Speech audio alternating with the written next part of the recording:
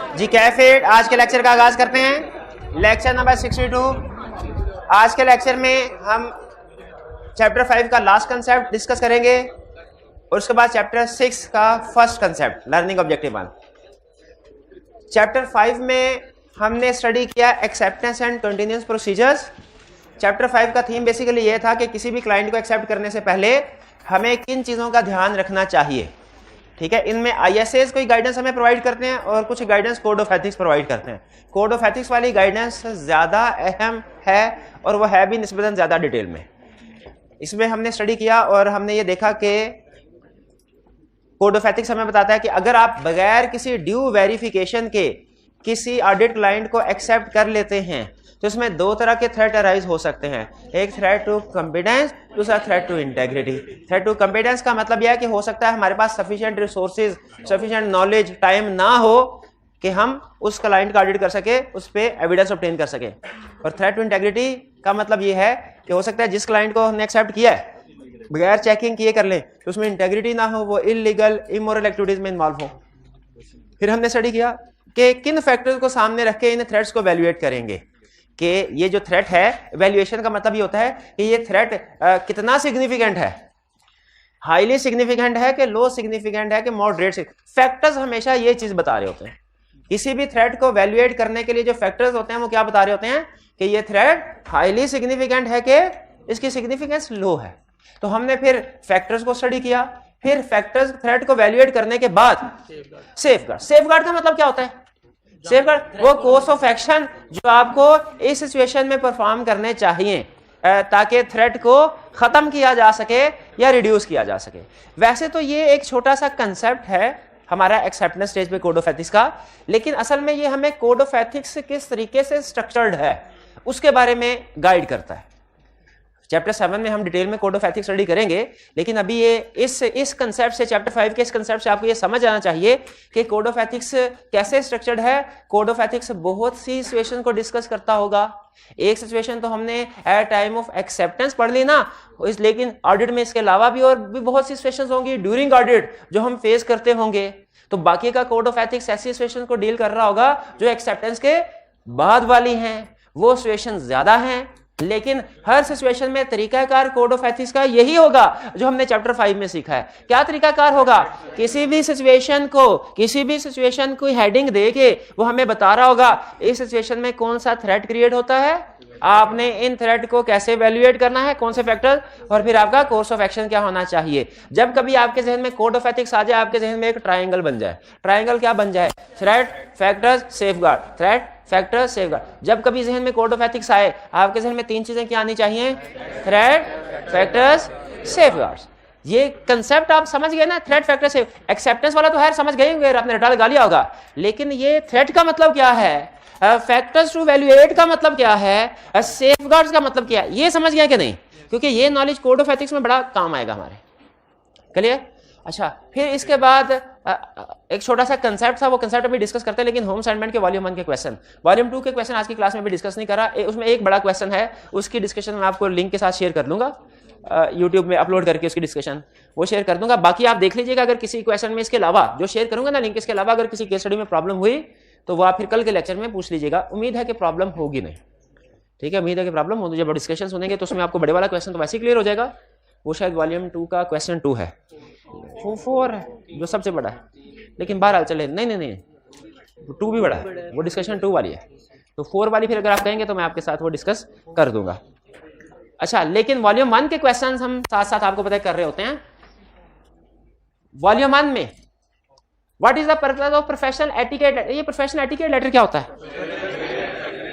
Professional clearance letter का दूसरा नाम है, लेक्चर के दौरान में एक जगह मैंने बताया था, आपको याद होगा कि प्रोफेशनल क्लियरेंस लेटर को ही एटिकेट लेटर भी कहते हैं। इसका पर्पस क्या होता है? Send by an incoming auditor to the outgoing auditor. इसका पर्पस क्या होता है? इसका पर्पस होता है to identify any factor, any reason which may affect decision of accepting the client. ठीक है, यानी एक्सेप्टेंस के डिसीजन से रिलेटेड कोई भी इंफॉर्मेशन, कोई भी फैक्टर है वो आउटगोइंग ऑडिटर हमें बता दे। क्वेश्चन 4। अच्छा, क्वेश्चन 4 जरा ध्यान से पढ़िएगा। Your firm has received a request for information from B, a firm of auditors, in respect of its prospective external audit client A Limited. ये प्रोस्पेक्टिव ऑडिट क्लाइंट क्या होता है?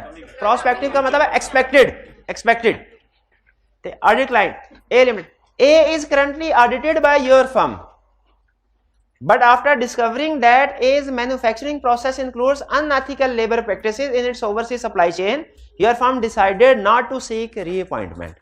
लेकिन आपको पता चला कि वो अनएथिकल प्रैक्टिस, फॉर एग्जाम्पल हो सकता है छोटे छोटे बच्चों से मेहनत करवाते हो, तो आपने फैसला किया कि आप दोबारा रीअपॉइंटमेंट के लिए विलिंग नहीं है. ठीक है. अच्छा, अब इसमें मुझे ये बताइए, हम इनकमिंग ऑडिटर, अच्छा कुछ requirement, state the actions what the firm should take with respect to the request for information from B. अब बी कंपनी ने हमें इंफॉर्मेशन के लिए पूछा है. हम इनकमिंग ऑडिटर है कि आउटगोइंग ऑडिटर? हम आउटगोइंग ऑडिटर है. अच्छा, हमारे पास लेटर है, हमें क्या करना? मेरा तो ये ख्याल है कि उसको जवाब दे देना चाहिए. नहीं जवाब देना, क्या करना? सबसे पहले क्लाइंट से परमिशन ऑब्टेन करने हैं. अब ये सारी कहानी यहां से शुरू होगी, ऑब्टेन परमिशन फ्रॉम क्लाइंट. अब यहां से फिर दो हिस्से जाएंगे आगे. क्या? Permission granted, permission not granted. अगर परमिशन ग्रांटेड तो फिर प्रोफेशनली, ट्रूथफुली, ऑनेस्टली सारे रेलिवेंट फैक्ट्स बता देंगे. और अगर क्लाइंट परमिशन नहीं देता तो भी रिप्लाई करेंगे, लेकिन अब की बार रिप्लाई में क्या बताएंगे कि हमें क्लाइंट की तरफ से परमिशन नहीं मिली. बाकी दूसरा ऑडिटर चार्टर्ड अकाउंटेंट क्या करेगा ये हमें डिस्कस करने की जरूरत नहीं है, क्योंकि उसने हमसे पूछा ही नहीं है. उसने तो हमसे इतना, हमारे बारे में इतना पूछा है कि आपकी फर्म को क्या करना चाहिए इस रिक्वेस्ट के कंटेक्स्ट में. तो हमने उसे बता दिया, हम परमिशन लेके कम्युनिकेट करने की कोशिश करेंगे. क्लियर? इनमें कोई प्रॉब्लम हो तो पूछ ले. जी जी.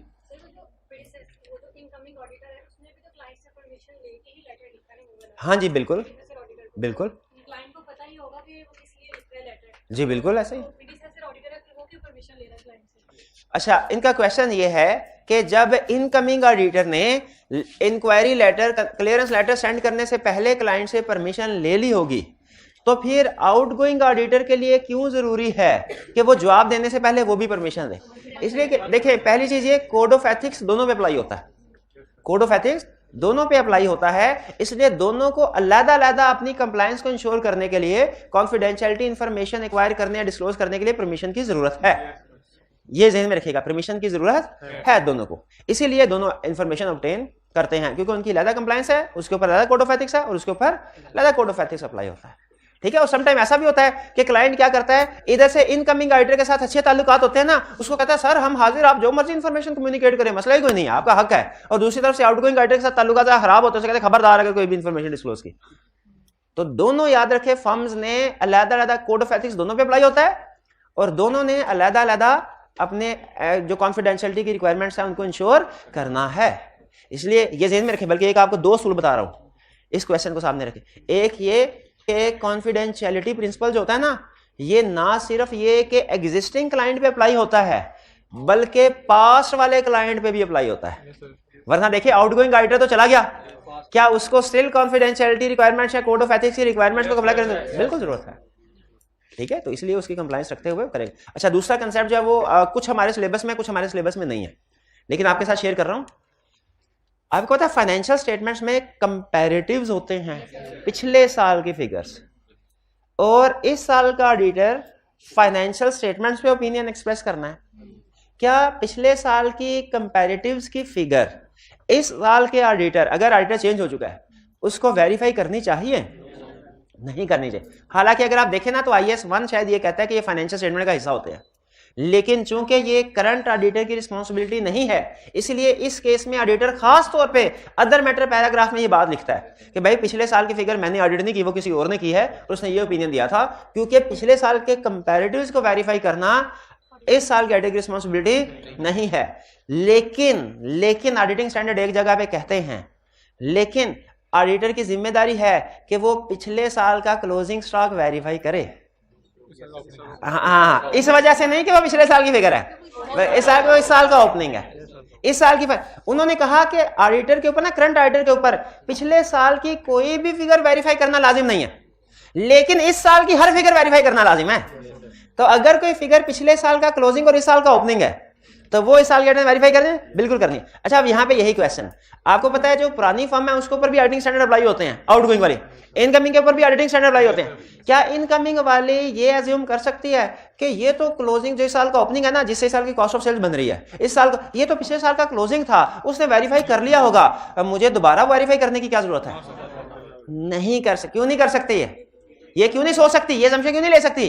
क्योंकि ऑडिटिंग स्टैंडर्ड्स दोनों फर्म्स पे अलग-अलग अप्लाई होते हैं। इसलिए चाहे पिछले साल के ऑडिटर ने क्लोजिंग स्टॉक वेरीफाई कर भी लिया हो, इस साल के ऑडिटर ने उस ओपनिंग स्टॉक को वेरीफाई करना है। इस साल के ऑडिटर के पास भी ओपनिंग स्टॉक का सफिशिएंट एप्रोप्रिएट एविडेंस होना चाहिए, क्योंकि इस साल के ऑडिटर के ऊपर स्टैंडर्ड्स अलग से अप्लाई होते हैं, उसे भी कंप्लाई करना है।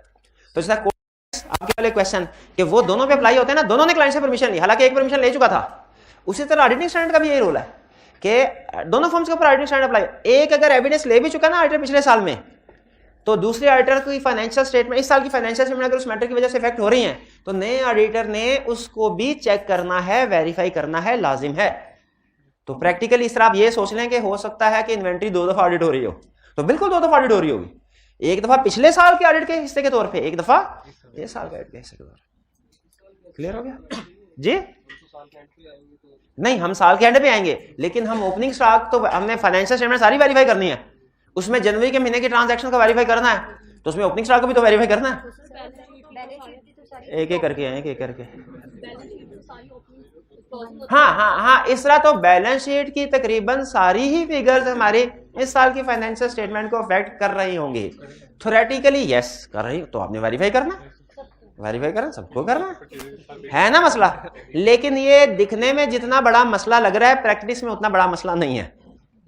इसलिए कि हमारा एक स्टैंडर्ड है, उसने इसका इलाज बताया हुआ है, इसका 2-3 इलाज बताया है। सबसे आसान इलाज मैं बता देता हूं, क्योंकि हमारे सिलेबस में नहीं है, ज्यादा इसका डिस्कशन नहीं लेके जाना चाह रहा। सबसे बेहतरीन इलाज ये है, जब प्रीडिसेसर ऑडिटर को प्रोफेशनल क्लियरेंस लेटर सेंड करो ना, उसके साथ उसको फिर एक रिक्वेस्ट भी कर दो, क्या सर आप अपने वर्किंग के पेपर्स की एक कॉपी हमें भिजवा दें। अगर उसने वर्किंग पेपर्स की कॉपी भिजवा दी तो आपकी बैठे बैठे यशी एविडेंस सारा मिल गया। हमें सिर्फ चेक करना है, हाँ भाई पिछले साल स्टॉक काउंट हुआ था, स्टॉक काउंट हुआ था, कोई मसला तो नहीं, कोई मसला नहीं, चलो बस एविडेंस मिल गया, सेम बात। लेकिन हमारे पास एविडेंस होना चाहिए। अब देखिए मैंने आपको पहले भी बताया था, स्टैंडर्ड प्रोसीजर के ऊपर जोर नहीं देता, प्रोसीजर ओरिएंटेड नहीं है, वो एविडेंस ओरिएंटेड है। अब प्रोसीजर किसी और ने परफॉर्म किया, लेकिन एविडेंस हमारे पास आ गया, तो स्टैंडर्ड को कोई इतराज है नहीं है, वो कहता है एविडेंस आना चाहिए। अगर प्रोसीजर आपने परफॉर्म नहीं किया, एविडेंस आ गया आपके पास, ओके है। लेकिन अगर आपने 50% परफॉर्म किया, एविडेंस नहीं आया, नॉट ओके। क्लियर जी? जी लास्ट ईयर जो ऑडिटर आया था सिर्फ उसी से पूछेंगे या उससे पहले नहीं? सिर्फ लास्ट ईयर ऑडिटर, बस बस बस। प्रीडिसेसर ऑडिटर में हमने सिर्फ पिछले ऑडिटर तक रहना है, उससे पीछे नहीं जाना, उससे पीछे नहीं जाना जी।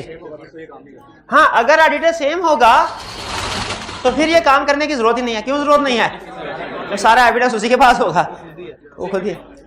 तो ये इशू ओपनिंग बैलेंसेस को वेरीफाई करने का इशू, इसे हम कहते हैं ओपनिंग बैलेंसेस की वेरिफिकेशन। तो ओपनिंग बैलेंसेस को वेरीफाई करने का इशू सिर्फ इनिशियल ऑडिट में आता है। इसीलिए आपको कहा हुआ ना, इनिशियल ऑडिट थोड़ा सा मुश्किल होता है, इन मसलों तो इन छोटे मोटे मसलों की वजह से मुश्किल होता है, ओपनिंग बैलेंस वेरीफाई करना मुश्किल होते हैं। ठीक है, तो अगर आपसे कोई पूछे कि इस साल के जो ओपनिंग बैलेंसेस इस साल की इनकम स्टेटमेंट को या बैलेंस शीट को अफेक्ट कर रहे हैं, वो तो पिछले साल के क्लोजिंग थे, पिछले साल वेरीफाई हो गए हैं, तो हमें तो कोई काम करने की जरूरत नहीं है ना। अगर हाँ, हमें एविडेंस ऑब्टेन करने की जरूरत है, हमारे पास भी ओपनिंग बैलेंसेस का सफिशिएंट एप्रोप्रिएट ऑडिट एविडेंस होना चाहिए जी। आपने बात था कि ऑडिटर पिछले स्टेटमेंट पे अनमॉडिफाइड ओपिनियन देता है, लेकिन आईएएस के मुताबिक तो वो पिछले साल की गलतियों को ठीक करता है, तो ओपिनियन चेंज नहीं होती। नहीं, दोबारा पूछें। ऑडिटर, मैंने क्या कहा था कि ऑडिटर प्रीवियस ईयर की फाइनेंशियल स्टेटमेंट्स होती हैं, उन पे किसी और ने ऑडिटर ने किया तो ऑडिट तो अनमॉडिफाइड ओपिनियन देगा।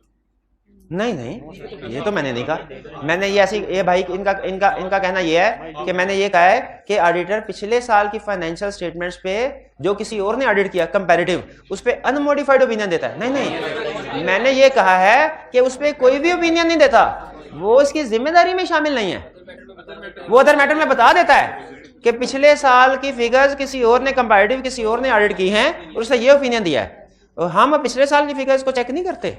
ना, वो हमारी जिम्मेदारी में नहीं है जी। एक मिनट, क्लियर हो गया मेरे भाई? हाँ, पिछले साल की अब ये देखे, ये अलग कंसेप्ट, ये भी अगेन ये कैफ से निकल के C5 का क्वेश्चन है कि अगर पिछले साल की फाइनेंशियल स्टेटमेंट्स में कोई गलतियां आ जाएं तो क्या हम उसे ठीक करेंगे कि नहीं करेंगे। अब ये C5 का, लेकिन मैं हल्का सा सिर्फ आपको बेस बनाने के लिए जवाब दे रहा हूं स्टैंडर्ड कहता है पहली कोशिश ये करो कि पिछले साल के ऑडिटर को ही ये बात बता दो और वो खुद से अपनी फाइनेंशियल स्टेटमेंट्स को रिवाइज करे, ठीक करे और ऑडिट रिपोर्ट इशू करे मैनेजमेंट के साथ मिलके। पहला बेहतर ट्रीटमेंट ये है। लेकिन अगर किसी भी वजह से, 2-3 रीजन वो डिस्कस करता है, किसी भी वजह से ये मुमकिन ना हो तो फिर आप खुद इस साल की कॉरिस्पॉन्डिंग फिगर्स को रीस्टेट कर दे। अच्छा, इसमें एक फर्क ध्यान में रखिएगा। स्टैंडर्ड कहता है, कंसेप्ट गौर से समझना, मैंने क्या कहा, मैंने कहा अगर किसी वजह से प्रीडिसेसर पिछले साल में गलती मिली और predecessor auditor previous financial statement को री इशू नहीं करवा पाता मैनेजमेंट के साथ मिलके, तो फिर हमने क्या करना है। इसमें 2 ऑप्शंस दे रहा हूं, एक सही है एक गलत है। पहली ऑप्शन, हमने इस साल की फाइनेंशियल स्टेटमेंट्स में कॉरिस्पॉन्डिंग फिगर्स को रीस्टेट करना है। दूसरी ऑप्शन, हमने पिछले साल की फाइनेंशियल स्टेटमेंट्स को मैनेजमेंट के साथ मिलके री इशू करना है।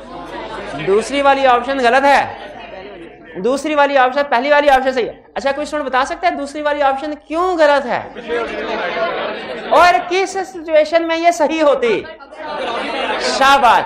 अगर पिछले साल, ये इस वजह से गलत है दूसरी ऑप्शन क्योंकि पिछले साल का ऑडिटर कोई और था, उसका हक है कि अगर फाइनेंशियल स्टेटमेंट में गलती हो गई है तो वो मैनेजमेंट के साथ मिलके उसे री इशू करवाया। लेकिन अगर वो नहीं करवाता तो हमने री इशुएंस की तरफ नहीं जाना, रीस्टेटमेंट की तरफ। लेकिन जहन में रखिएगा, अगर हम खुद ऑडिटर हुए ना पिछले साल के भी, तो हमारी पहली कोशिश क्या होनी चाहिए? री इशू। तो री इशू में और रीस्टेट में फर्क समझ आया कि अगर हमें पिछले साल में गलती नजर आए तो प्रेफर्ड अप्रोच क्या है कि पिछले साल की फाइनेंशियल स्टेटमेंट री इशू करवाई जाए। लेकिन समटाइम्स कुछ हालात में यह पॉसिबल नहीं होता, तो फिर स्टैंडर्ड क्या कहता है कि इसको रीस्टेट कर दो। इससे IAS 8 की कंप्लायंस पूरी हो जाती है। दोनों सूरतों में हो जाती है। हाँ, अगर रीस्टेट करो, impact on report emphasis of matter paragraph आएगा। शाबाश। ये अगर कंसेप्ट समझ आ गया, इनको कहीं नोट कर लें, कभी आपके एडवांस लेवल पे काम आएगा ये कि री इशू और रीस्टेटमेंट। क्लियर हो गया मेरे भाई? अब IAS 8 के साथ आपने लिंक करवाया, आंसर हो गया। और कोई क्वेश्चन?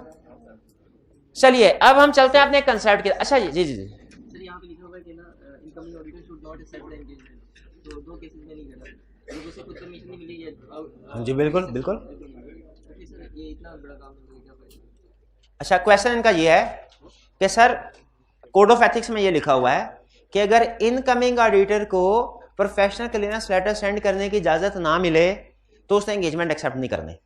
और दूसरी बात ये भी लिखी हुई है कि अगर आउटगोइंग ऑडिटर को प्रोफेशनल क्लीयरेंस लेटर्स रिप्लाई करने की इजाजत ना मिले तो भी इनकमिंग ऑडिटर ने एंगेजमेंट एक्सेप्ट नहीं करनी। तो फिर ये इतना ज्यादा काम करने का फायदा क्या हुआ? देखिए, इतना ज्यादा काम करने का फायदा ये हुआ कि हम नुकसान से बच गए। अगर हम ये काम ना करते और क्लाइंट के साथ जो डिसएग्रीमेंट्स वगैरह हैं, जो स्कोप लिमिटेशन क्लाइंट इंपोज करता है, ये हमें पता ना चलती स्टार्ट में, तो ये बाद में पता चलती, उस वक्त हमारे लिए ये ज्यादा प्रॉब्लमेटिक सिचुएशन होती। तो आप यूं कह सकते हैं, अगर आप यूं सोचेंगे ना, ओहो हमने तो थोड़ा बहुत काम किया, लेटर भी लिखा, इन्फॉर्मेशन भी सर्च की, 2-3 दिन लग गए, फिर उसके बाद एंगेजमेंट को एक्सेप्ट नहीं किया, ये तो हमारा 2-3 दिन का नुकसान हो गया। तो भाई ये 2-3 दिन का नुकसान बेहतर है बाद में कहीं फर्म ही पूरी ना पूरी डूब जाए। आपको बताया था ना, ये जो हमारी हिस्ट्री का सबसे बड़ा फ्रॉड है एनरॉन और वर्ल्डकॉम। ठीक है, ये एक हमारी, अब तो बिग 4 की टर्म यूज करते हैं ना, पहले बिग 5 होती थी, बाद मैंने बताई है, आर्थर एंडरसन एंड कंपनी। तो उनका इंटेग्रिटी का मसला था मैनेजमेंट का। फ्रॉड मैनेजमेंट कर रहे थे, ऑडिटर को रिश्वत के तौर पे पता है क्या कह रहे थे? सर अगर आपने क्वालिफाइड ओपिनियन दिया ना, शेयर होल्डर्स को बताया कि हमारी कैपिटलाइजेशन पॉलिसी गलत है, हम एक्सपेंसेस को कैपिटलाइज कर रहे हैं ताकि हमारा प्रॉफिट ऊपर रहे और बैलेंस शीट भी जरा हैवी एसेट्स के साथ शो हो, गलत क्या? अगर आपने शेयर होल्डर्स को बताया तो हम डायरेक्टर्स हैं, हमारे कुछ शेयर होल्डर के साथ अच्छे टर्म्स हैं, हम उनको क्या कि आपको रिमूव करवा देंगे। और अगर आप हमारी बात मान लेते हैं तो ना सिर्फ ये कि आप एज ऑडिटर कंटिन्यू करते रहेंगे, बल्कि हम आपको कुछ नॉन इंश्योरेंस सर्विसेज, टैक्स का काम भी हमारा लाखों का आता है, वो टैक्स रिटर्न का काम फाइल करने का वो भी आपको दे देंगे। इसके अलावा कंसल्टेंसी का भी काम होता है हमारा, वो भी मिलियंस में, वो भी आपको दे देंगे। तो ऑडिटर चुप रहा, मतलब रिसर्च में ये लिखा है, ऑडिटर चुप रहा। अब बाद में जब ये फ्रॉड सामने आया ऑडिटर हमेशा के लिए चुप तो उन्होंने जो शेयर होल्डर्स थे, अच्छा शेयर होल्डर जो बाकी दूसरे शेयर होल्डर थे, उन्होंने मैनेजमेंट के खिलाफ, जो सीएफओ इसके खिलाफ तो केस किया, ऑडिटर के खिलाफ भी किया कि भाई ऑडिटर को हमने इसलिए भेजा था चेकिंग करे, इसने क्यों नहीं बताया। हालांकि टेक्निकल ग्राउंड, अच्छा ऑडिटर ने पता क्या किया, ऑडिटर ने अजीब काम किया। वकील होते हैं ना कोई रास्ता निकाल लेते हैं। ऑडिटर ने वकील से पूछा भाई हमने प्रोसीजर परफॉर्म किया है, इनके ऊपर कैपिटलाइजेशन पॉलिसी क्लाइंट की लिखी जो गलत है स्टैंडर्ड्स के मुताबिक, हमारे वर्किंग पेपर में लिखा हुआ है कि ये क्लाइंट ने जो करोड़ों के एक्सपेंडिचर्स हैं, रेवेन्यू एक्सपेंडिचर उन्हें कैपिटलाइज किया हुआ है, तो हम तो जैसे ही क्वालिटी कंट्रोल रिव्यू का हम तो पकड़े जाएंगे, अब कोई तरीका निकालो। उसने लॉयर ने किताबें पढ़ी, अपनी स्टैंडर्ड्स भी पढ़े, और उसने कहा उस वक्त एक हमारा स्टैंडर्ड है ऑडिट डॉक्यूमेंटेशन का, उस वक्त नहीं होता था, उस इतनी रिक्वायरमेंट्स नहीं होती थी। उसने कहा आपके स्टैंडर्ड मैंने पढ़े, उसमें यह लिखा हुआ है कि आपने जो भी काम करना है उसको डॉक्यूमेंट करना है। उन्होंने कहा बिल्कुल लिखा हुआ है इसलिए तो करते हैं। उसने कहा लेकिन ये नहीं लिखा हुआ कि कितने अरसे तक डॉक्यूमेंट्स को संभाल के रखना है, रिटेंशन पीरियड नहीं लिखा हुआ। आप ऐसा कीजिए सारे डॉक्यूमेंट जला दे, और जब जज पूछे आप उसे कहिएगा सर आग लग गई थी, आग लग गई थी। अब उसने इसी तरह किया, सारे के सारे डॉक्यूमेंट्स जला डिस्ट्रॉय कर दिए उस क्लाइंट से रिलेटेड। अच्छा अब देखे, अब ये लोगों का शक तो बढ़ गया, लेकिन उनके पास सबूत नहीं था कि कैपिटलाइजेशन पॉलिसी का। इनफॉर्मली देखे ना, देखे कोर्ट्स में कोर्ट की सोच बेसिस पे डिसीजन करती है, जनरल पब्लिक कुछ और है। जनरल पब्लिक में हर बंदे का परसेप्शन ये था कि इन्होंने गड़बड़ किया, साथ है तभी तो डिस्ट्रॉय किया सबको। ऐसे थोड़ी होता है कि सारे डॉक्यूमेंट्स रातों रात डिस्ट्रॉय हो जाए।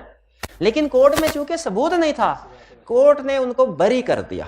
इस केस में ऑडिटर बरी हो गए थे। लेकिन एक चीज हमेशा याद रखिएगा, जो सर्विस ऑर्गेनाइजेशंस होती हैं ना, और खासतौर पर जो हम चार्टर्ड अकाउंटेंट्स हैं, ये सर्विस ऑर्गेनाइजेशन कोई चीज नहीं बेच रही होती, ये सिर्फ एक चीज के ऊपर बिजनेस कर रही होती है, रेपुटेशन के ऊपर। और रेपुटेशन, रिस्पेक्ट और इज्जत एक दफा चली जाए ना, आपने सुना होगा, वो फिर वापस नहीं आती।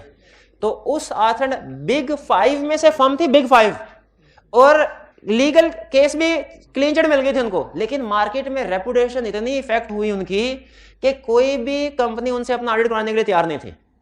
मतलब, और जो कंपनी करवाती, अच्छा इंटरेस्टिंग बात सुने, जो कंपनी उनको अपना ऑडिटर अपॉइंट करते थे ना इस स्कैंडल के बाद, उसकी शेयर प्राइस आधी हो जाती थी अगले दिन उस कंपनी की। क्यों भला? शेयर होल्डर ये परसीव करते थे कि लगता है ये जो ऑडिटर ना अथर एंडरसन वाले, ये 2 नंबर काम में माहिर है, तो ये कंपनी ने लगता है इसलिए इनको अपना ऑडिटर अपॉइंट किया है कि इसने 2 नंबर काम किए होंगे और ये इनसे अपनी मर्जी का अनमोडिफाइड ओपिनियन खरीदना चाहती होगी, ओपिनियन शॉपिंग करना चाहती होगी, इसीलिए। तो जो कंपनी उनको अपना ऑडिटर अपॉइंट करती थी, वो उसके शेयर होल्डर कहते थे बेचो, इसे कोई गड़बड़ है। कंपनी ने ऐसे नहीं 2 नंबर वाली फर्म को अपॉइंट किया, कोई गड़बड़ है, शेयर बेच दो, प्राइस डाउन हो जाती थी। आहिस्ता आहिस्ता 1-1.5 साल के अंदर वो फर्म तकरीबन खत्म हो गई। तो इसीलिए याद रखिए, ये अहमियत है हमारी एक्सेप्टेंस एंड कंटिन्यूअस प्रोसीजर की। अगर गलत क्लाइंट को एक्सेप्ट कर लिया आपने, और फिर एक्सेप्ट करने के बाद उसके प्रेशर में भी आ गए, तो लेसन हमें यह मिलता है इससे कि चाहे 100 साल पुरानी फर्म क्यों ना हो, चाहे दुनिया की टॉप 5 फर्म में से क्यों ना हो, 2 गलत ऑडिट किए, सिर्फ उसने 2 गलत, 100 साल पुरानी फर्म थी बिग 5, 2 गलत, एनरॉन और वर्ल्डकॉम, उसका नामो निशान मिट गया। तो इसीलिए बजाय ये कि हम बाद में रिस्क को कम करने के लिए प्रोसीजर बढ़ाते फिरे, क्या ये बेहतर नहीं है एक्सेप्टेंस स्टेज पे ही डिसाइड कर ले कि जो बहुत हाई रिस्क की क्लाइंट है, जो बहुत इंटेग्रिटी डाउटफुल है, उसको एक्सेप्ट ही नहीं करते। हालांकि एक्सेप्ट करना चाहें कर सकते हैं, लेकिन बाद में आपको प्रोसीजर बहुत बढ़ाने पड़ते हैं, और फिर क्वालिटी कंट्रोल रिव्यू का भी खतरा होता है। जाहिर है लोगों को भी तो पता होता है कि गड़बड़ चल रही होगी। तो इसीलिए बेहतर क्या होता है, फर्स्ट स्टेज पे ही ऐसा क्लाइंट हो जिसमें इंटेग्रिटी का मसला हो, हम क्या करें, छुट्टी कर। हालांकि इसमें कोई 2-4 दिन लगे होंगे, तो फिर हमें फायदा क्या हुआ होगा छुट्टी करवाने का? फायदा ये हुआ बाद में हमेशा के लिए चुप होने से बच गए। ठीक है, चलिए और क्या। प्रीडिसेसर ऑडिटर से डिफरेंट किस्म की इंफॉर्मेशन मांग सकते हैं। ये डिफरेंट किस्म से क्या मुराद है?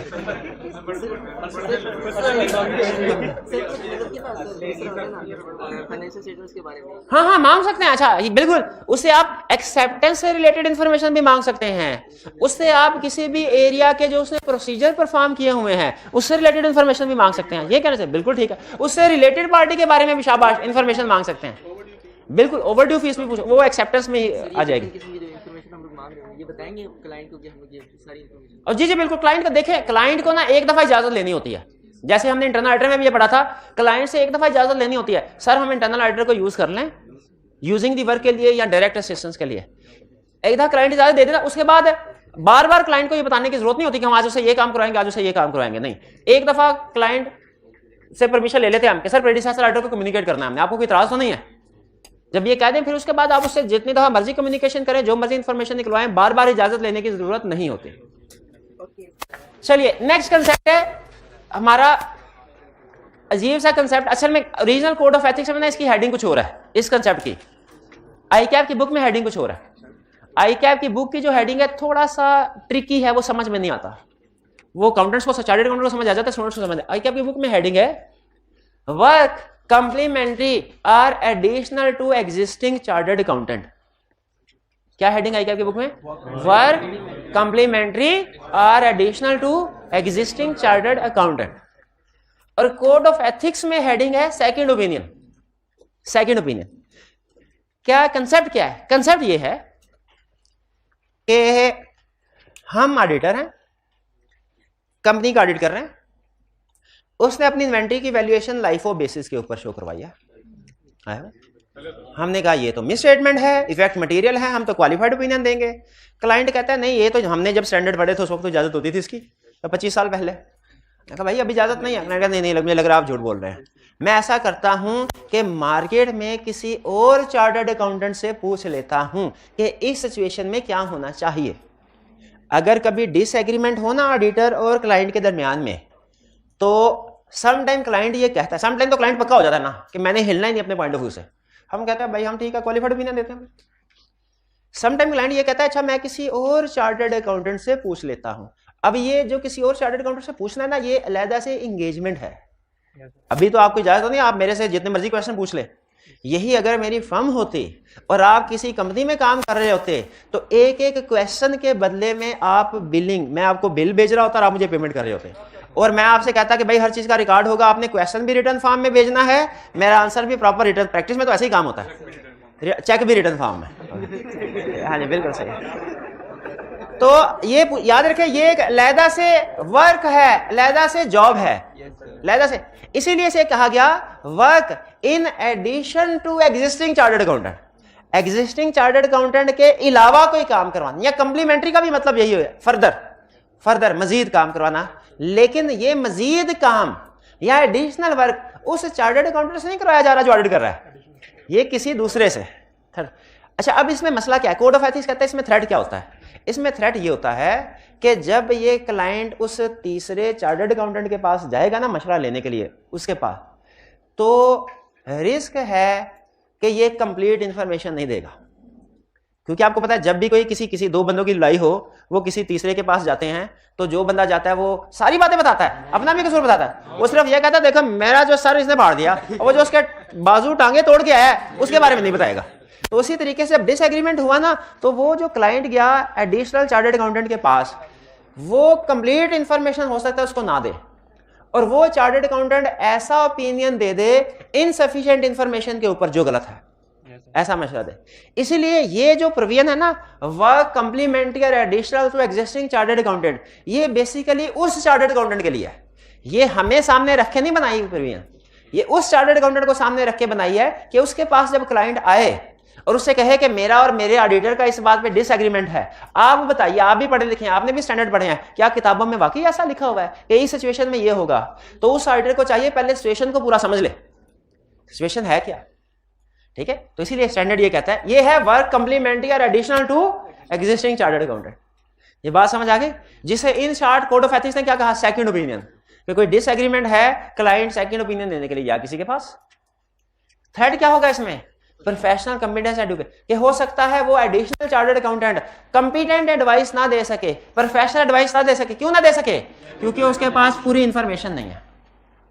फिर उसे क्या करना चाहिए? Proposed accountant notify existing accountant. समझ आई क्या कह रहा है? प्रपोज्ड कौन है? जिसके पास क्लाइंट गया है। एग्जिस्टिंग कौन है? हम। उस वाले क्लाइंट को चाहिए, जैसे जज के पास जब कोई अपना सर कटा हुआ नहीं टूटा फूटा सर लेके जाए, तो जज को चाहिए कि दूसरी पार्टी को भी बुला के रहा पूछ ले उसका क्या टूटा। तो इसलिए प्रपोज्ड अकाउंटेंट नोटिफाई करेगा एग्जिस्टिंग अकाउंटेंट को, हमें हमसे पूछेगा बताओ ये क्लाइंट आया तुम्हारा, हमें उसने ये कहा है, बताओ तुम्हारा क्या कहना है। अगर कोई कमी बेशी है तो existing accountant provide relevant information, हम उसे कहेंगे नहीं ये 2 बातें इसने छुपा ली हैं, ये 2 बातें भी हैं। और फिर जो प्रपोज्ड अकाउंटेंट है उसको चाहिए कि उन फैक्ट्स की बेस पे जो भी ओपिनियन दे रहा है ना वो, उसकी एक कॉपी एग्जिस्टिंग अकाउंटेंट को भी भिजवा दे, ताकि हमें पता चल जाए कि क्या उसका ओपिनियन भी वही है जो हमारा है, और फर्क है तो किस वजह से। क्लियर हो गया? ये सेकंड ओपिनियन की बात सामने आ गई। ठीक है, ये नॉर्मली किस वक्त होती है? जब डिस्प्यूट अराइज हो क्लाइंट और एग्जिस्टिंग अकाउंटेंट के दरमियान। तो क्लाइंट किसी दूसरे बंदे से सलाह मशवरा लेने के लिए जब जाता है उसे कहते हैं वर्क कम्प्लीमेंट्री और additional to existing chartered accountant. ये कहानी समझ आ गई?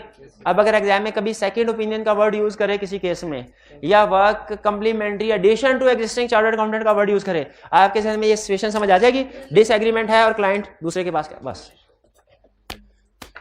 डन हो गया जी। चलिए ये चैप्टर 5 हो गया हमारा क्लोज। अच्छा मुझे ये बताइए, प्रीलिमिनरी एंगेजमेंट एक्टिविटीज का हमने कंसेप्ट पढ़ा था। प्रीलिमिनरी एंगेजमेंट एक्टिविटीज में हमने क्या स्टडी किया था कि कौन कौन सी एक्टिविटीज होती हैं? एक्सेप्टेंस प्रोसीजर होते हैं, प्री कंडीशंस और एग्रीमेंट साइन करना। शाबाश शाबाश। अच्छा, प्री कंडीशंस में हम क्या देखते हैं कि क्या हम इंडिपेंडेंट हैं, लीगल एथिकल रिक्वायरमेंट्स वगैरह कंप्लाई कर रहे हैं। भाई एक्सेप्टेंस स्टेज पे ये देखना बनता है कि नहीं बनता कि हम लीगल और एथिकल रिक्वायरमेंट्स कंप्लाई कर रहे हैं कि नहीं, हमें चेक करना चाहिए। बिल्कुल। अच्छा, अब इसमें इसका मतलब है हम लोगों के ऊपर, हम चार्टर्ड अकाउंटेंट्स के ऊपर लीगल रिक्वायरमेंट्स भी अप्लाई होती हैं, एथिकल रिक्वायरमेंट्स पे हमें दोनों पढ़नी चाहिए। कौन सी आई आपने हमारे सिलेबस में इंक्लूड की होगी? दोनों। अच्छा, लीगल रिक्वायरमेंट्स कहाँ लिखी हुई हैं? ओरिजिनल किधर लिखी है? कंपनीज एक्ट में। कंपनीज एक्ट में, कंपनीज एक्ट में एग्जाम में क्वेश्चन पूछेगा तो ये नहीं कहेगा बताओ ये सिचुएशन है, ये असर आसिफ के चैप्टर 6 के मुताबिक आंसर करो, ये नहीं कहेगा। क्या कहेगा? लर्निंग ऑब्जेक्टिव 2 के मुताबिक, ऐसे नहीं कहेगा। वो कहेगा ये सिचुएशन है, इसे कंपनीज एक्ट के मुताबिक आंसर करो, ये सिचुएशन है, इसे कोड ऑफ एथिक्स के मुताबिक आंसर करो। वो तो हमने पढ़ा, तो हमें पता है ना कि कंपनीज एक्ट की रिक्वायरमेंट्स चैप्टर 6 में है, कोड ऑफ एथिक्स की चैप्टर 7 में। लेकिन असल में आपको बताना चाहिए लीगल रिक्वायरमेंट्स ओरिजिनली कहाँ लिखी हुई हैं? कंपनीज एक्ट में। और ethical requirements code of ethics. हमने दोनों पढ़ी क्योंकि दोनों हमारे सिलेबस में। पहले कौन सी पढ़नी चाहिए? कंपनी लीगल, क्योंकि लीगल बहरहाल, हालांकि दोनों लाजमी हैं। लीगल रिक्वायरमेंट्स पूरी ना करें, हो सकता है आपको जेल जाना पड़े 2 साल 3 साल के लिए। लेकिन एथिकल रिक्वायरमेंट्स पूरी ना करें तो आप चार्टर्ड अकाउंटेंट नहीं रहते। लीगल रिक्वायरमेंट्स की कंप्लायंस इंश्योर करता है एससीसीबी, एथिकल रिक्वायरमेंट्स की कंप्लायंस इंश्योर करता है आईकैप। तो आप खुद फैसला कर लें 2 साल के लिए जेल जाना के चार्टर्ड अकाउंटेंट ही नहीं रहना। देखा?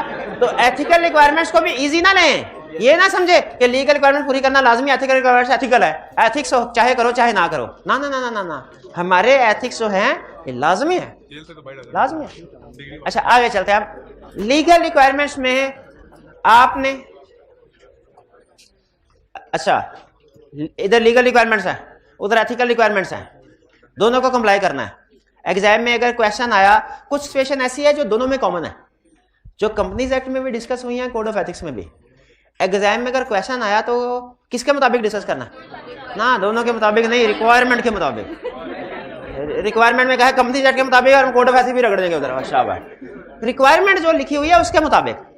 अच्छा अब सुने, अब इसका अब फर्क क्या होगा? फर्क क्या होगा? मैं कुछ 3-4 फर्क आपको बताऊंगा, ये आपने नोट करते रहना, ये आपको केस स्टडी सॉल्व करते हुए हेल्प करेंगे।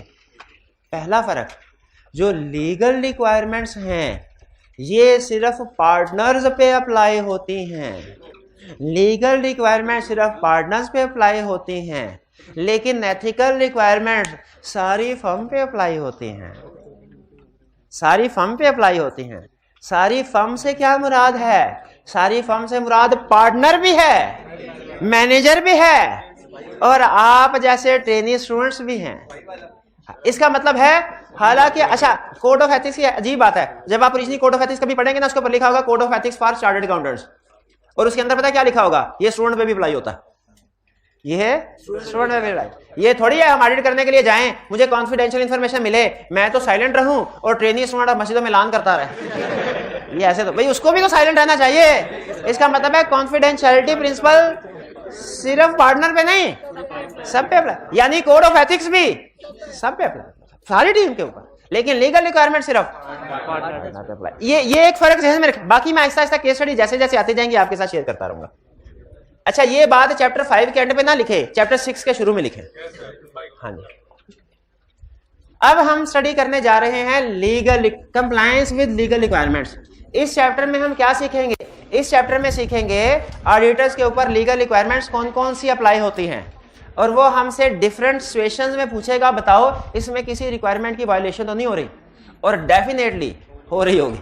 हमने आइडेंटिफाई करना है, लेकिन आइडेंटिफाई करने से पहले पता होना चाहिए कि रिक्वायरमेंट्स क्या अप्लाई होती हैं चार्टर्ड अकाउंटेंट्स पे, ऑडिटर्स पे। तो अब वो हमें सिखा रहा है, ठीक है। पहली चीज, अच्छा इसमें सिखाएगा क्या?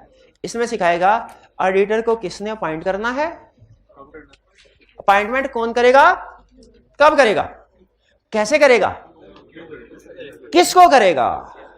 फिर सुन लें, इस चैप्टर में क्या सीखेंगे? स्टैट्यूटरी ऑडिटर की अपॉइंटमेंट कौन करेगा, कब करेगा, कैसे करेगा, किसको करेगा,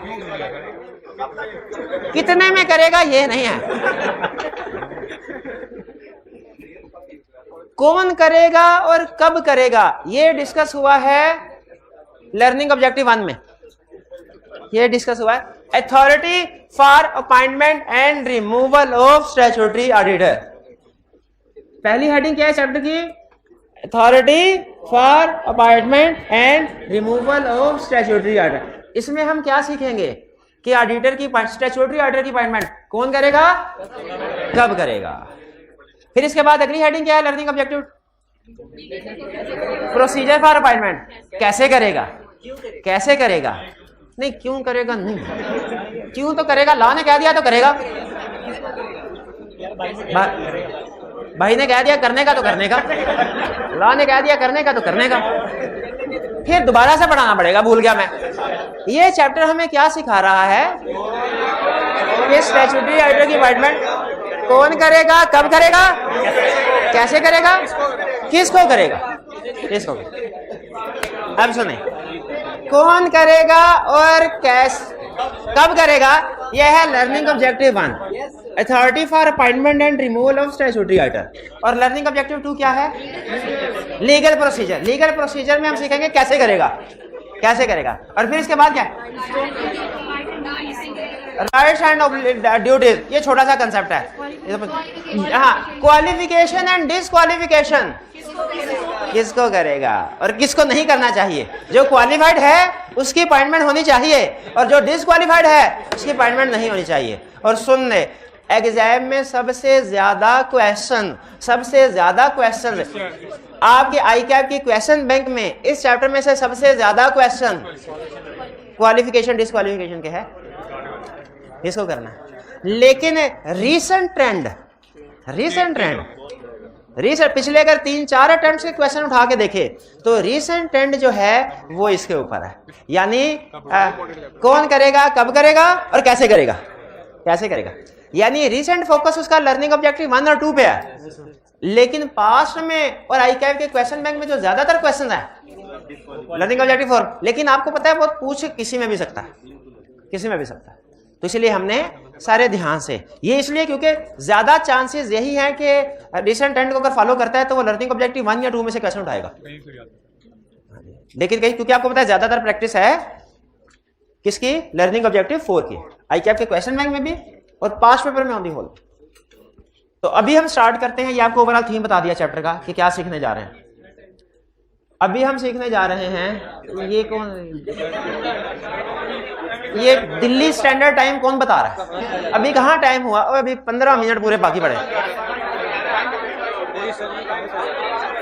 अच्छा, मैंने आपको क्लास के स्टार्ट में कहा था, अच्छा आप मेरी बातों को ले लेना इजी।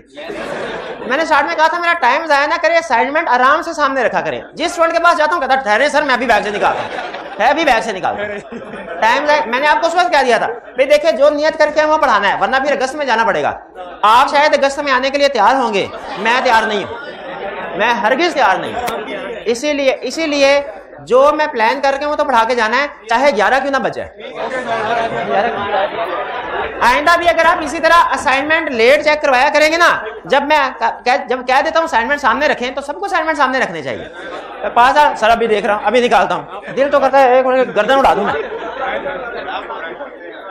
जिंदगी में सबसे ज्यादा बुरा इंसान मुझे बोला था कि मैं टाइम जाया करवाता, तो अब मैं भी आपका टाइम जाया करवाऊंगा मैं टाइम 10:30 से, अभी ये 2-3 मिनट जाया करवाया ना, हालांकि बढ़ा सकता था, इसीलिए करवाया क्योंकि जब 10:30 हो जाएंगे ना, उसके बाद जो आपकी हालत होती है ना, थोड़ी देर दाएं बाएं मूव करे मुझे बड़ा मजा आता है, तो छोड़ूंगा नहीं आपका। सुन भैया, आपको चाहिए था कि असाइनमेंट्स, आपको रोज का पता है ना, ये रोज का काम है, तो आप चाहे मेरे आने से पहले ही असाइनमेंट सामने रखें, मैं आऊँ असाइनमेंट चेक करता। ना मैंने असाइनमेंट चेक करना छोड़नी है, ना आपने मेरा टाइम जाया करना छोड़ना है, हाँ, और ना मैंने आपको एक्स्ट्रा बैठाना छोड़ना है। हाँ जी बिल्कुल। 30 for appointment and removal, 30 for appointment and खामोश।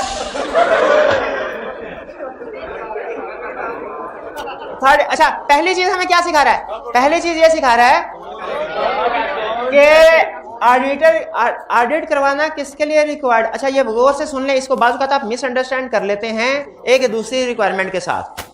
कह रहा है हर ऐसी कंपनी, हर कंपनीज के लिए ऑडिट करवाना रिक्वायर्ड है, सिवाय ऐसी कंपनी जो प्राइवेट है और पेड अप कैपिटल 1 मिलियन या कम है। इसका मतलब है अगर किसी कंपनी का पेड अप, प्राइवेट कंपनी है, पेड अप कैपिटल 6 लाख है, उसके लिए ऑडिट करवाना रिक्वायर्ड नहीं है। तो पहली चीज ने क्या सिखाई भाई, ये देख लो अपॉइंटमेंट की तरफ जाने से पहले कि आपकी कंपनी के लिए ऑडिट करवाना रिक्वायर्ड भी है कि नहीं। तो ऑडिट करवाना किसके लिए रिक्वायर्ड है? Every private company. किसके लिए? हर कंपनी के लिए, सिवाय उसके जो प्राइवेट है। और अच्छा, प्राइवेट है, पेड अप कैपिटल 1.5 मिलियन है, शाबाश, आगे चलें। अब पता चल गया तो करेगा कौन? ये डिपेंड करता है कि ऑडिटर कौन से वाला है। ऑडिटर कितनी किस्म का होता है? ऑडिटर बहुत सी किस्म का होता है। एक है फर्स्ट ऑडिटर, एक है सब्सीक्वेंट ऑडिटर, एक है कैजुअल वैकेंसी और एक है मिड टर्म रिमूवल। ठीक है, बहरहाल स्टार्ट करते हैं। पहला फर्स्ट ऑडिटर से क्या मुराद है? कंपनी की जिंदगी का पहला ऑडिटर, यानी जो इनकॉर्पोरेशन के फौरन बाद अपॉइंट किया जाता है। लॉ ये कहता है फर्स्ट ऑडिटर की अपॉइंटमेंट कौन करेगा? First auditor shall be appointed by board of director within 90 days of incorporation.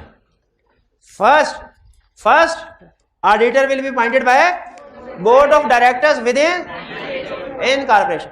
If directors fail to appoint, तो फिर कौन अपॉइंट करेगा?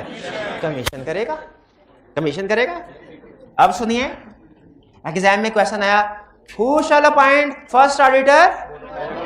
Board of director. Fail within 90 days, fail, pass. आपसे जब पूछे ना कौन, आप क्या था, 2 हरफी बात करते हैं डायरेक्टर्स, उसे बताना है कि डायरेक्टर्स कब अपॉइंट करेंगे, और अगर वो अपॉइंट नहीं करते फिर कौन करेगा। ये कंप्लीट आंसर है। सिर्फ ये नहीं कहते ना first auditor shall be appointed by directors. जब भी कोई पूछे who shall appoint first director, तो क्या बताना है? First director shall be appointed by first auditor shall be appointed by board of directors within 90 days of incorporation. If director don't appoint within prescribed period, then commission. Clear? एक वैसे commission से मुराद SCCP, security and commission Pakistan. भैया clear हो गया? एक question में उसने कहा कंपनी इनकॉर्पोरेट हुए 80 दिन हो गए हैं, अपॉइंटमेंट नहीं हुई, अब डायरेक्टर को याद आया अपॉइंटमेंट करनी थी, कर सकते हैं। एक में कहा 120 दिन हो गए, ओके ठीक है। सब्सिक्वेंट ऑडिटर कौन होता है? सब्सिक्वेंट ऑडिटर होता है फर्स्ट डायरेक्टर के बाद जो भी पार्ट, ये दूसरा भी हो सकता है, 50वां भी हो सकता है, 50वां भी हो सकता है। सब्सिक्वेंट ऑडिटर कौन अपॉइंट करेगा? मेंबर्स कहां? एजीएम में। ये आपने शायद सीला पढ़ा है कैप 7, तो उसमें ऑर्डिनरी बिजनेस में एग्जांपल होते थे कि first auditor shall be appointed by directors within 90, और subsequent auditors shell be appointed by member eight AGM. और अगर मेंबर्स एजीएम में अपॉइंट नहीं करते तो फिर कमीशन करेगा, कमीशन करेगा। भाई क्लियर हो गई ये बात? आगे चलते हैं। कैजुअल वैकेंसी, कैजुअल वैकेंसी का मतलब क्या होता है? तीन याद रखना है, डेथ, डिस्क्वालिफिकेशन। कैजुअल वैकेंसी का मतलब क्या है? डेथ भी, डिस्क्वालिफिकेशन भी, डेथ भी, डिस्क्वालिफिकेशन, ये कैजुअल वैकेंसी है। ठीक है, डेथ और डिस्क्वालिफिकेशन। अगर डेथ या डिस्क्वालिफिकेशन हो जाए उसे कहते हैं कैजुअल वैकेंसी। इस सूरत हाल में कैजुअल वैकेंसी कौन फिल करेगा? डायरेक्टर्स। कितने दिन में? With in 30 days of its occurrence. और अगर डायरेक्टर कैजुअल वैकेंसी को 30 दिन में फिल ना करें, यानी फर्स्ट ऑडिटर डायरेक्टर 90 दिन में नहीं करते तो कमीशन, सब्सिक्वेंट मेंबर्स एजीएम में नहीं करते तो casual vacancy with in 30 days नहीं करते तो। अच्छा, इसमें एक चीज ध्यान में रख लीजिएगा, कैजुअल वैकेंसी अगर तो ऑडिटर ना सोल प्रोप्राइटर, उसकी डेथ हुई तो ये कैजुअल वैकेंसी होती है। लेकिन अगर पार्टनरशिप हो ना, पार्टनरशिप जिसमें 15 पार्टनर्स हैं, उसमें से एंगेजमेंट पार्टनर की डेथ हो जाए, वो कैजुअल वैकेंसी नहीं होती, क्योंकि पार्टनरशिप के केस में कोई भी इंडिविजुअल पर्सन अपॉइंट नहीं होता, बल्कि फर्म अपॉइंट होती है। अगर आपने पार्टनरशिप के साथ कोई एग्रीमेंट किया है और कोई एक पार्टनर की डेथ हो गई है, वो एग्रीमेंट स्टिल वैलिड रहता है, क्योंकि बाकी के पार्टनर्स तो हैं, वो फिर सर्वाइविंग पार्टनर्स उसको पूरा करते हैं। तो सोल प्रोप्राइटरशिप में, हाँ जैसे पार्टनरशिप, हाँ, तो पार्टनरशिप के केस में याद रखिए, अगर एक पार्टनर की डेथ हुई है तो वो कैजुअल वैकेंसी नहीं है। अगर सोल प्रोप्राइटरशिप है, उसमें उसकी डेथ हुई है, तो वो कैजुअल वैकेंसी है। आगे चलते हैं, सारी विड्रॉल की रिमूवल करते हैं डिस्कशन अभी। In case of mid term removal, mid term removal का मतलब क्या होता है? एक होता है, दो टर्म्स होती हैं, लॉ में यूज होती हैं, मैं बोलूंगा शायद आप समझ जाएंगे फर्क क्या है। एक है रिटायरमेंट ऑफ ऑडिटर, एक है removal of auditor. Retirement of auditor का मतलब क्या है? एजीएम में उसका टाइम पूरा हो गया, उसकी जगह पे किसी और को अपॉइंट कर लिया। रिमूवल का मतलब क्या है? कि उसका टेन्योर पूरा होने से पहले उसको रिमूव कर दिया। साजिश नहीं, लेकिन साजिश नहीं, मुदाखलत में नहीं, ये अंदरूनी फैसला होता है, क्या कहते हैं इसको? हाँ जी, ये किसी एक डायरेक्टर्स बैठेंगे कमरे में, नहीं डायरेक्टर नहीं, मेंबर्स, और फिर फैसला करेंगे स्पेशल रेजोल्यूशन से। स्पेशल रेजोल्यूशन से क्या एक ऑडिटर अपॉइंट हो गया, वो टेन्योर पूरा होने से पहले रिमूव हो सकता है? यस, हो सकता है, स्पेशल रेजोल्यूशन से। लेकिन इस सूरत में अजीब बात सुने, मेंबर्स के पास ये तो पावर है कि किसी ऑडिटर को वो रिमूव कर सकते हैं टेन्योर पूरा होने से पहले स्पेशल रेजोल्यूशन के जरिए से, लेकिन उसकी जगह पे दूसरा ऑडिटर अपॉइंट करने की पावर इनके पास नहीं है। ठीक है, ये इसके लिए बोर्ड ऑफ डायरेक्टर्स अपॉइंट करेंगे with prior approval of commission.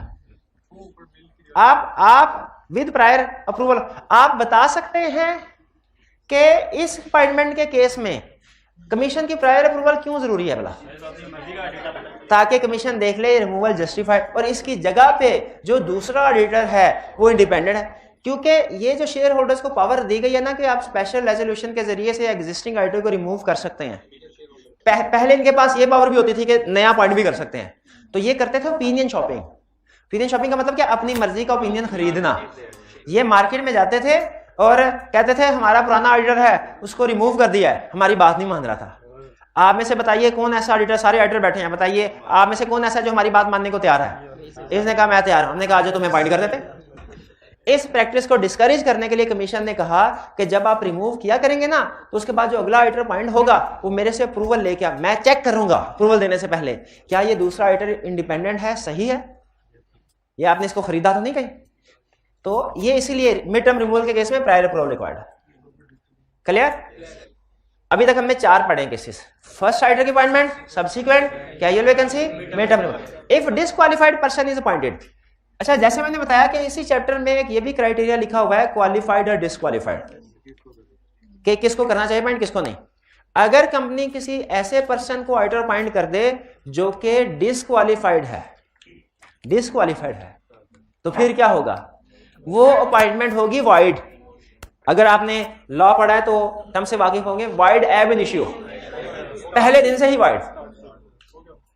चाहे 30 मार्च को अपॉइंटमेंट की एक ऑडिटर की, 15 अप्रैल को पता चला ये चार्टर्ड अकाउंटेंट नहीं है तो एमबी है, तो उसने जो दरमियान में 2 हफ्तों में काम किया हुआ है ये भी 0, और उसे इसके पैसे भी कोई नहीं मिलना है।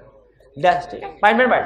इस सूरत हाल में कमीशन फिर आके किसी क्वालिफाइड ऑडिटर को अपॉइंट करेगा। अच्छा, इसमें एक ट्रिकी पॉइंट को समझ लीजिए।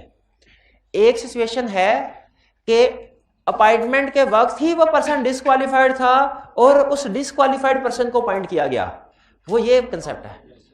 एक है अपॉइंटमेंट के वक्त वो पर्सन क्वालिफाइड था, बाद में किसी इशू की वजह से डिसक्वालिफाइड हुआ, वो ये कंसेप्ट है।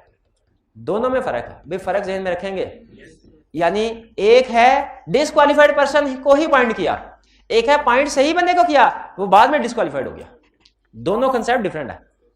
कैजुअल वैकेंसी का क्या मतलब है? पहले क्वालिफाइड था, बाद में डिसक्वालिफाइड था। और अगर ऑडिटर अनविलिंग टू एक्ट है, ये है जिसको आप कहते हैं ना रिजाइन कर दे, वो ये है।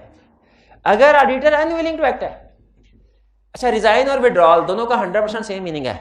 फर्क सिर्फ ये है कि ऑडिटिंग स्टैंडर्ड विड्रॉल का वर्ड यूज करते हैं और लॉ रिजाइन का वर्ड यूज करते हैं। If auditor is unwilling to act, resign करना चाहता है, रिजाइन कर दिया, कर सकता है, इसकी जगह पे अपॉइंटमेंट कौन करेगा? ठीक है, नहीं बाकी सिंपल, 1-2 मिनट भी नहीं है। नहीं बस नहीं, आपने टाइम जाया करना, कर ले, मुझे कोई इतराज नहीं। ऑडिटर का टेन्योर क्या होता है? Date of appointment. अच्छा, कुछ स्टूडेंट कहते हैं 1 साल, गलत है। एक एजीएम से फ्रॉम डेट ऑफ, ये भी गलत है, एक एजीएम से दूसरी एजीएम, क्योंकि लाजमी नहीं ऑडिटर की अपॉइंटमेंट एजीएम में ही हो। फर्स्ट ऑडिटर की अपॉइंटमेंट एजीएम में थोड़ी हुई, कैजुअल वैकेंसी की अपॉइंटमेंट एजीएम में थोड़ी हुई। तो टेन्योर सही क्या है? From date of appointment till the conclusion of next AGM. वरना अगली एजीएम में 2 ऑडिटर हो, आपको पता है वो जो दूसरा प्रपोज्ड ऑडिटर जिसकी अपॉइंटमेंट होती है ना, वो भी बैठा होता है। तो वो बैठा होता है, लेकिन अपॉइंटमेंट से पहले उसकी हैसियत ऑडिटर की नहीं होती। वो जब एजीएम एंड होगी फिर वाइड। From date of appointment till conclusion of next AGM, clear हो गया?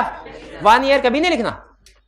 एक केस स्टडी में था कि एजीएम एक्सटेंड हो जाती है ना, सीला में बड़ा, तो एक्सटेंड हो तब क्या होगा? हमने कहा नो प्रॉब्लम, ऑडिटर का टाइम भी एक्सटेंड हो गया, क्योंकि उसका तो एजीएम जब तक एजीएम नहीं एंड होगी। एक में था कि एजीएम पोस्टपोन हो गई, वो क्या कहते हैं, एडजॉर्न हो गई, ये भी कंसेप्ट था।